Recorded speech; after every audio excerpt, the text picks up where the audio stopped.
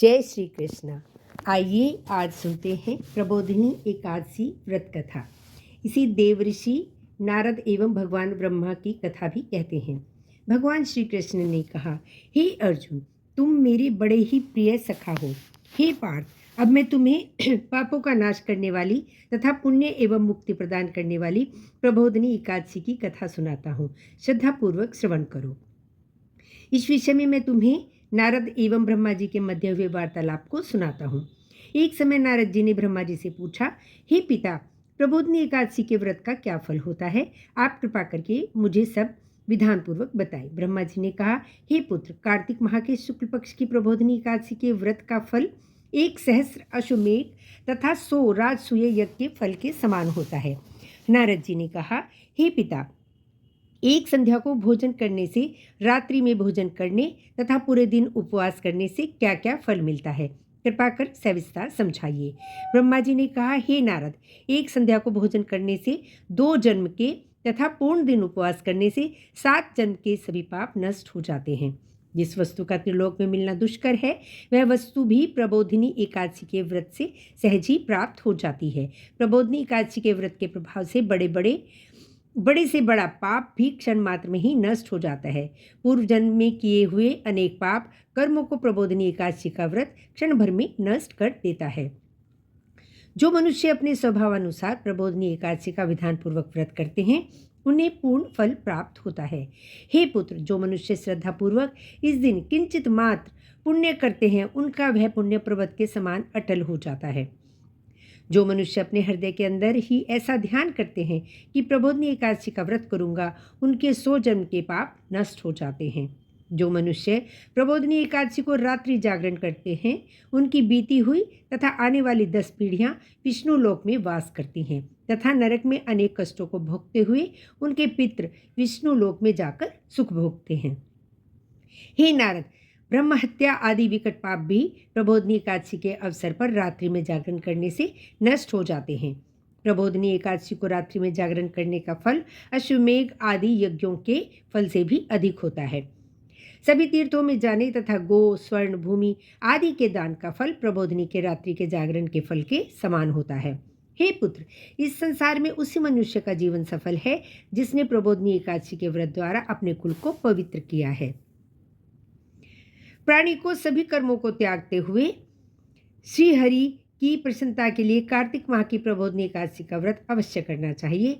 जो मनुष्य इस एकादशी के व्रत को करता है, वह धनवान, योगी, तपस्वी तथा इंद्रियों को जीतने वाला होता है। एकादशी नारद एवं भगवान विष्णु की अत्यंत प्रिय है। उनके व्रत के प्रभाव से मनुष्य जन्म मरण के चक्र से मुक्त हो जाता है। इस एकादशी व्रत के प्रभाव से कायिक, वाचिक तथा मानसिक तीनों प्रकार के पापों का शमन हो जाता है। इस एकादशी के दिन जो मनुष्य भगवान विष्णु की प्राप्ति के लिए दान, तप, होम, यज्ञ आदि करते हैं, उन्हें अनंत पुण्य की प्राप्ति होती है। प्रबोधिनी एकादशी के दिन भगवान श्री हरि का पूजन करने के उपरांत यौवन एवं वृद्धावस्था के सभी पाप नष्ट हो जाते हैं। इस एकादशी की रात्रि को जागरण करने का फल सूर्य ग्रहण के समय स्नान करने के फल से सहस्र गुना अधिक होता है। मनुष्य अपने जन्म से लेकर जो पुण्य करता है, वह पुण्य प्रबोधिनी एकादशी के व्रत के पुण्य के सामने बेकार है। जो मनुष्य प्रबोधिनी एकादशी का व्रत नहीं करता, उनके सभी पुण्य व्यर्थ हो जाते हैं। इसलिए हे पुत्र, तुम्हें भी विधान पूर्वक भगवान विष्णु का पूजन करना चाहिए। जो मनुष्य कार्तिक माह के धर्मपरायण होकर अन्य व्यक्तियों का अन्न नहीं ग्रहण करते, उन्हें चांद्रायण व्रत के फल की प्राप्ति होती है। कार्तिक माह में प्रभुदान आदि से उतने प्रसन्न नहीं होते जितने कि शास्त्रों की कथा सुनने से प्रसन्न होते हैं। कार्तिक माह में जो मनुष्य प्रभु की कथा का थोड़ा बहुत पाठ या श्रवण करते हैं, उन्हें 100 गायों के दान के फल की प्राप्ति होती है। ब्रह्मा जी की बात सुनकर नारद जी बोले, हे पिता, अब आप एकादशी के व्रत का विधान कहिए तथा कैसा व्रत करने से किस पुण्य की प्राप्ति होती है, कृपा कर यह भी समझाइए। नारद की बात सुन ब्रह्मा जी बोले, हे पुत्र, इस एकादशी के दिन मनुष्य को ब्रह्म मुहूर्त में उठ जाना चाहिए तथा स्नान आदि से निर्वत होकर व्रत का संकल्प करना चाहिए। उस समय भगवान विष्णु से प्रार्थना करनी चाहिए कि हे प्रभु, आज मैं निराहार रहूंगा तथा दूसरे दिन भोजन करूंगा, इसलिए आप मेरी रक्षा करें। इस प्रकार प्रार्थना करके भगवान का पूजन करना चाहिए तथा व्रत प्रारंभ करना चाहिए। उस रात्रि को भगवान के समीप गायन, नृत्य, वादन तथा कथा कीर्तन करते हुए रात्रि व्यतीत करनी चाहिए। प्रबोधिनी एकादशी के दिन कृपणता को त्याग कर बहुत से पुष्प, अगर, धूप आदि से भगवान की आराधना करनी चाहिए। शंख के जल से भगवान को अर्घ्य देना चाहिए। इसका फल तीर्थदान आदि से करोड़ गुना अधिक होता है। जो मनुष्य अगस्त्य पुष्प से भगवान का पूजन करते हैं उनके सामने इंद्र भी हाथ जोड़ते हैं। कार्तिक माह में जो बिल्व पत्र से भगवान का पूजन करते हैं उन्हें अंत में मुक्ति मिलती है। कार्तिक माह में जो मनुष्य तुलसी जी से भगवान का पूजन करता है उसके 10,000 जन्मों के सभी पाप नष्ट हो जाते हैं। जो मनुष्य इस माह में भी श्री तुलसी जी के दर्शन, स्पर्श, ध्यान, कीर्तन, रोपण अथवा सेवा करते हैं वे सहस्र कोटि युगों तक भगवान विष्णु के लोक में वास करते हैं। जो मनुष्य तुलसी का पौधा लगाते हैं उनके कुल में जो जन्म लेते हैं वे प्रलय के अंत तक विष्णु लोक में निवास करते हैं। जो मनुष्य भगवान का कदम्ब पुष्प से पूजन करते हैं वह यमराज के कष्टों को नहीं पाते।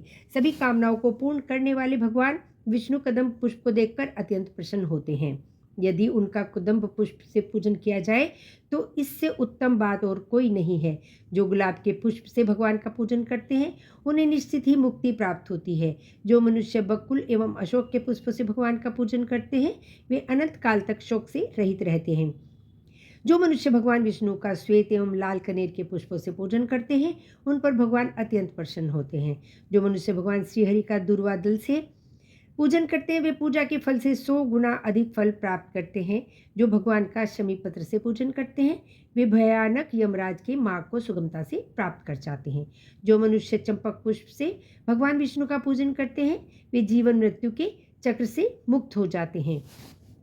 जो मनुष्य स्वर्ण निर्मित केत की पुष्प भगवान को अर्पित करते हैं उनके करोड़ों जन्म के पाप नष्ट हो जाते हैं। जो मनुष्य पीले एवं रक्त वर्ण कमल के सुगंधित पुष्पों से भगवान का पूजन करते हैं उन्हें श्वेत दीप में स्थान मिलता है। इस प्रकार रात्रि में भगवान का पूजन करके प्रातःकाल शुद्ध जल की नदी में स्नान करना चाहिए। स्नान करने के उपरांत भगवान की स्तुति करते हुए घर आकर भगवान का पूजन करना चाहिए। तदुपरांत ब्राह्मणों को भोजन कराना चाहिए तथा दक्षिणा देकर आदर सहित उन्हें प्रसन्नतापूर्वक विदा करना चाहिए। तत्पश्चात गुरु की पूजा करनी चाहिए और ब्राह्मणों को दक्षिणा देकर नियम को छोड़ना चाहिए। जो मनुष्य रात्रि स्नान करते हैं उन्हें दही एवं शहद दान करना चाहिए। जो मनुष्य फल की आशा करते हैं उन्हें फल दान करना चाहिए। तेल के स्थान पर घी तथा घी के स्थान पर दूध, अन्नों से चावल दान करना चाहिए। जो मनुष्य इस व्रत में भूमि पर शयन करते हैं उन्हें सब वस्तुओं सहित सैया दान करनी चाहिए। जो मौन धारण करते हैं उन्हें स्वर्ण सहित तिल दान करना चाहिए। जो मनुष्य कार्तिक माह में खड़ाऊ धारण नहीं करते उन्हें खड़ाऊ दान करनी चाहिए। जो इस माह में नमक त्यागते हैं उन्हें शक्कर दान करनी चाहिए। जो मनुष्य नित्य प्रति देव मंदिरों में दीपक प्रज्वलित करते हैं उन्हें स्वर्ण अथवा तांबे के दीपक को घी तथा बत्ती सहित दान करना चाहिए।